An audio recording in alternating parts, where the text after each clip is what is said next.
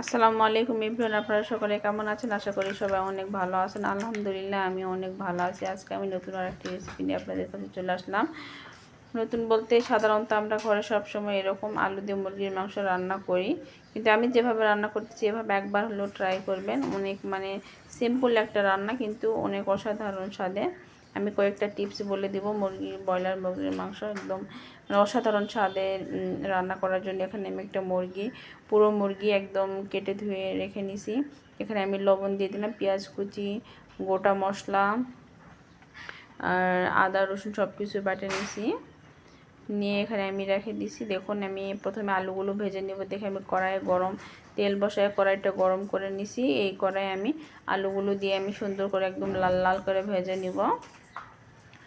আপনাদের যে প্রথম টিপসটা বলতেছি, ব্রয়লার মুরগির মাংস রান্না করার সময় শুধু সলিড মাংসটা আপনারা রান্না করবেন না, মুরগির পুরো অংশ শরীরের পুরো অংশ নিয়ে একদম মিক্স করে রান্না করবেন। এটার টেস্টটা বেশি ভালো আসবে। আর এই যে আমি লবণ হলুদ দিয়ে এখানে আলুগুলো একদম লাল লাল করে ভেজে নেব। আর আলুটা দিবার সময় সাধারণত কাঁচা আলুটা তরকারির মধ্যে দিবেন না, তাহলে অতটা সুন্দর টেস্ট আসবে না। আলুর একটা গন্ধ বেরোবে আর তরকারির টেস্টটা অত সুন্দর আসবে না। কিন্তু আলুটা একদম লাল লাল করে ভেজে নেবেন। আর এগুলো নতুন আলু উঠছে, এখন নতুন আলুটা দেখবেন। নতুন আলুতে মাংস রান্না করলে অনেক মজাই লাগে, কিন্তু কীভাবে আমি যেভাবে করতেছি একদম লাল লাল করে আলুগুলো ভেজে নিয়ে মাংসগুলো সুন্দর করে কষিয়ে নিয়ে রান্না করবেন। আর মাংসগুলো একটু তেল দিয়ে ভেজে নেওয়ার চেষ্টা করবেন। আমার হাতে একদম শর্টকাট সময় দেখে আমি ঝটপট রান্না করতেছি। আমি মাংসগুলো ভাজলাম না, আমি ডাইরেক্ট আলুগুলো উঠে নিয়ে একই কড়াইতে আমি পেঁয়াজ কুচি দিয়ে দিলাম। পেঁয়াজগুলো আমি এখন সুন্দর করে ব্রাউন কালার করে ভেজে নিব।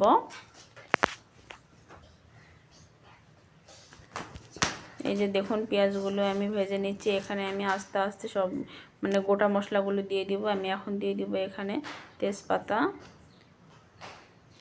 এখন দিব দারচিনি, সাদা এলাচ, কালো এলাচ, গোটা গরম মশলাগুলো আমি দিয়ে দিচ্ছি।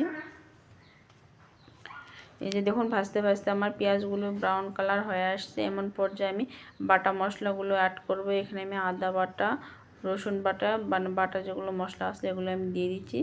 পেঁয়াজটা পুড়ে যাইতেছে দেখে আমি সামান্য একটু পানি দিয়ে দিলাম। পানি দিয়ে এখানে আমি গুঁড়া মশলাগুলো দিয়ে দিব।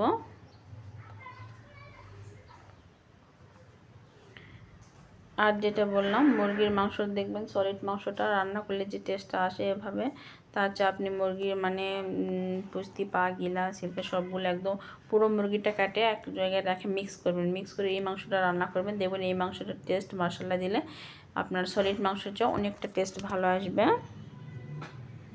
আমি সাধারণত এভাবেই বেশি রান্না করি, কারণ শুধু সলিড মাংস রান্না করলে এটার টেস্টটা অত ভালো আসে না।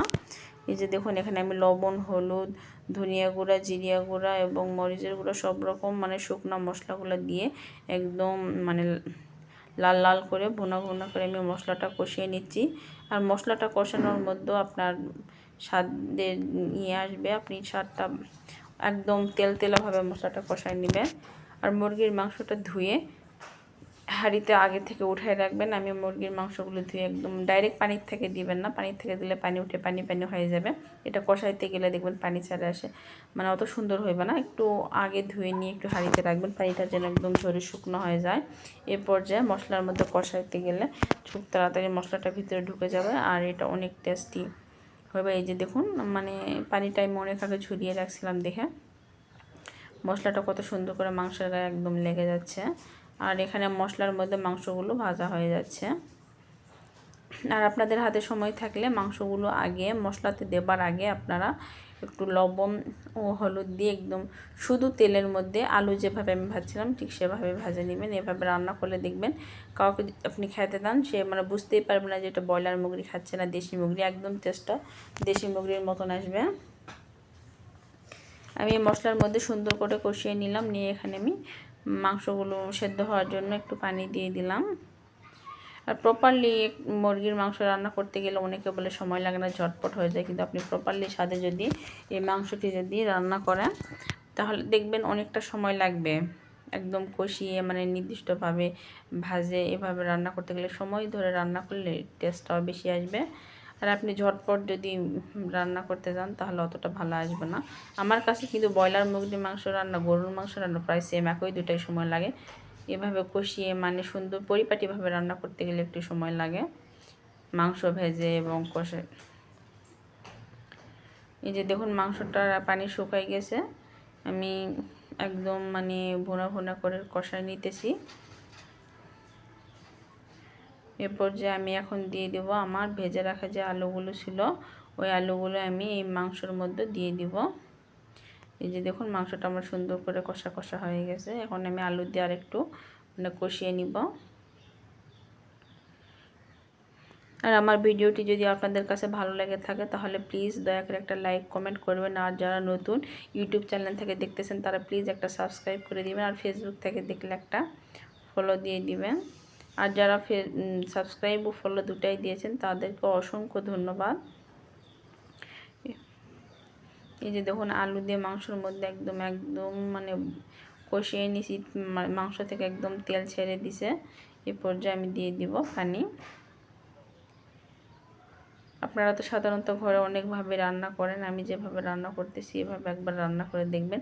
আমি কিন্তু ডাইরেক্ট একবারে পানি দিছি না, সামান্য একটু পানি দিলাম যাতে আলুর সঙ্গে মাংসটা আর একটু সেট হয়ে মানে কষানো যায়, মানে প্রপারলি যেন আলু আর মাংসটা আর একবার আমি কষাই নিলাম সামান্য একটু পানি দিয়ে। বেশি পানি দিছি না কারণ আলু আমার প্রায় ভাজতেই 1/2% সেদ্ধ হয়ে গেছে। এই যে দেখুন কষানো হয়ে গেছে, আমি এখানে এখন ঝোল দিয়ে দিচ্ছি। এই ঝোলটা দেওয়ার পরে বেশিক্ষণ লাগবে না, আর 5-7 মিনিট ফুটিয়ে নিলে আমার তরকারিটা হয়ে যাবে।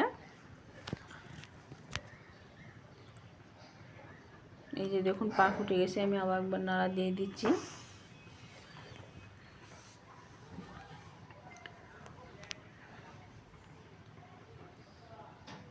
এখন আমার তরকারিটা হয়ে আসছে, এটা আমি নামিয়ে নিয়ে পরিবেশন করে দেখিয়ে দিচ্ছি আমার তরকারিটা কেমন হয়েছে। এটা ঝোলটা শুকিয়ে যাবে কারণ আমি আলু দিয়ে রান্না করছি। এই যে দেখুন এখনও অবধি আমার ভিডিওটা যারা আপনারা দেখতেছেন প্লিজ একটা লাইক কমেন্ট করে দিবেন। আর আমার রান্নাটি কেমন হয়েছে, আপনাদের কাছে কেমন লাগলো সেটাও কমেন্টে বলে যাবেন। আর নিত্য নতুন ভিডিও পাওয়ার জন্য আমার চ্যানেলটা একটা সাবস্ক্রাইব করবেন। আল্লাহ হাফেজ।